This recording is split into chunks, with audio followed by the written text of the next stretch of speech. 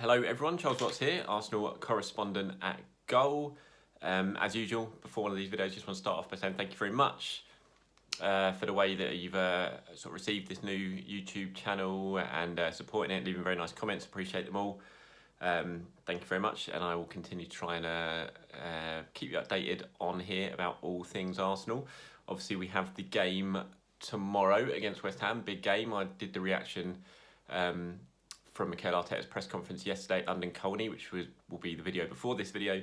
So if you haven't watched it yet and you're watching this one, please do go and watch it afterwards, where I talk about what Arteta had to say. Quite some interesting points actually about Aubameyang's contract and how he wants it, wants talks to stop before the end of the season, which is a little bit of difference to what Aubameyang wants. He wants it in the summer, so it'll be interesting to see how that all pans out in the next couple of months.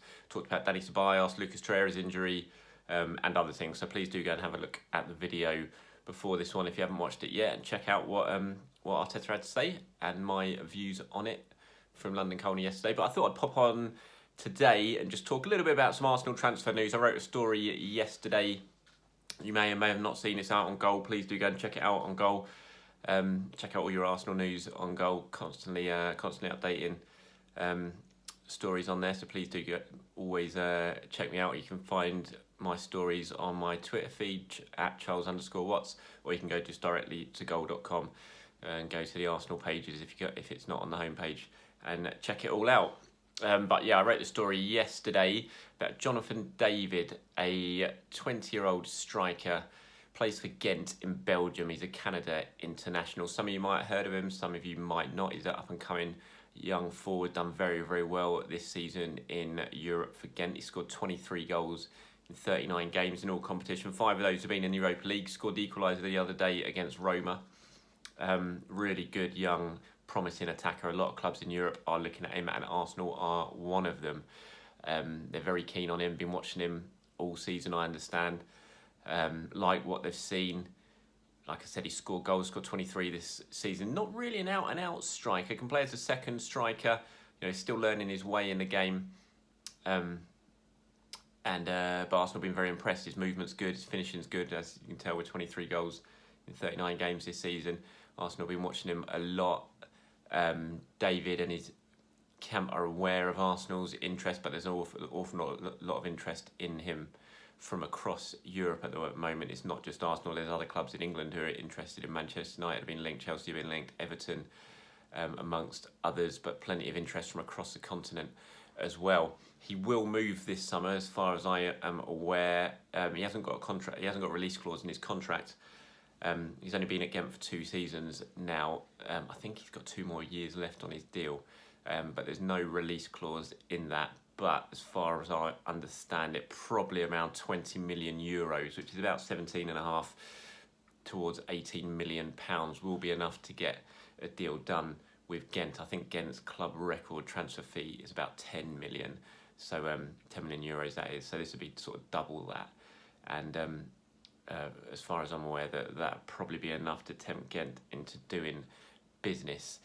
Like I said, he wants to go. He feels like it's ready for the next step of his career. What's really important, as far as I understand it, with David and how the move's going to happen in the next few months or so, he's really keen to know a club's sporting project. He doesn't want to go and find himself on a bench, basically. He's playing a lot of football for Gent. He's loving it. He's enjoying it. He doesn't want to suddenly find himself on the bench. So he wants to know exactly what clubs' plans are for him. And he'll listen to all the interested clubs, all the clubs who meet Gent's demands. He'll listen to them. He'll listen to what they've got to say, how they view him, how they see him fitting into the team, how much football he's going to be playing, and then he'll make a decision on where he wants to go. Whether Arsenal sort of step up their interest and get to that stage where they get to talk to him and they, submit a bid to Gent, I'm not so sure at the moment. A lot of it, basically, Arsenal drawn up a contingency list. All the work is happening at Arsenal now ahead of the summer in terms of their transfer business. They've got a clear plan on what they want to do, but it all revolves around Aubameyang, Lacazette, certainly in terms of bringing in a new striker. If one of those goes, and the likelihood is that at least one of them probably will go, then Arsenal will look to bring in a striker. Obviously got Martinelli at the club at the moment. They've got Eddie and Nketiah, 2 very good young strikers who have been scoring goals recently. Nketiah's got 3 in his last 6. Martinelli's got 10 this season, I think, 12 this season, and it's been playing very well. But if Arsenal lose one of Aubameyang and Lacazette, then they're going to have to bring in another striker. They can't just have three. And David is very high up on the list of targets that they've drawn up, basically a contingency list in case one of them goes, particularly Aubameyang. That they don't want to lose Aubameyang, absolutely desperately don't want to lose him. I think Mikel Arteta made that abundantly clear at his press conference yesterday. Said he wanted to keep him at all costs.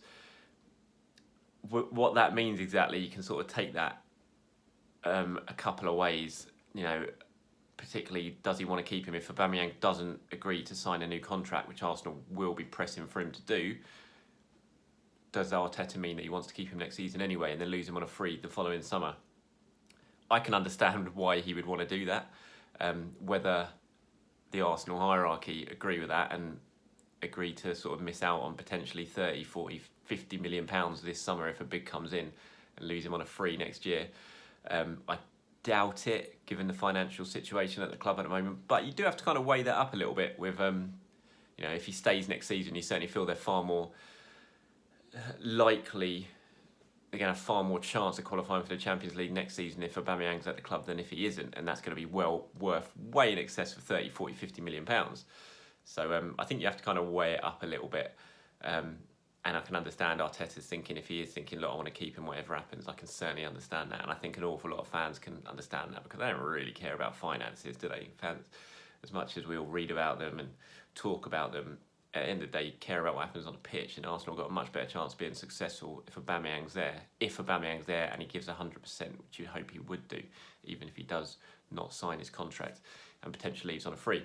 But anyway, that's all sort of tied in with the Jonathan David stuff at the moment. He's on the contingency list that Arsenal have drawn up in case Aubameyang or Lacazette would go in the summer.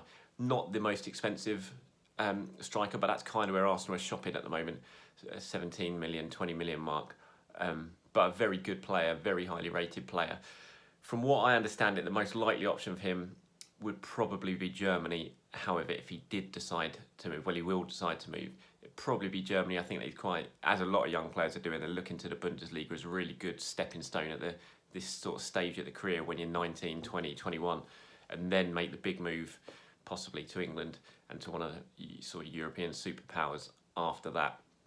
It's a good way to kind of show your quality at an early age in Germany. It's where it's Germany, the Bundesliga is sort of selling itself on that at the moment, as we know by the fact that they're pushing, a lot of clubs there are pushing to take advantage of Bukayo Saka's contract situation at Arsenal. So yeah, as far as I'm aware, sort of Germany, potentially France is the most likely option for Jonathan David when he does go in the summer. But that's not to say that if Arsenal do sort of make a concerted move to get him and bring him in and step up their interest, that he won't decide to go there. As I said earlier, it all depends on the sort of sporting project and how that is sold to him and his people when Gent allow him to start talking to other clubs in the summer. So that was it. That's basically what that's the latest as far as I know it in terms of Arsenal's potential hunt for a new striker in the summer. Jonathan David very, very high up on that list. Thank you very much once again for taking the time to listen to me and watch one of my videos. As I said at the start, I appreciate it greatly, all the support you give me and the nice comments you're leaving. And I'll be back tomorrow from the Emirates reporting here. I'll have at least one video, hopefully a couple of videos from the Emirates after Arsenal versus West Ham. Before then, as I said earlier, please do get over to goal.com, check out all my stories. There's a couple from last night, a couple more going up today. So you head over to goal.com, look on the Arsenal section, and you'll find my Arsenal stories, or you'll find the links to them on my Twitter, which is @Charles_Watts.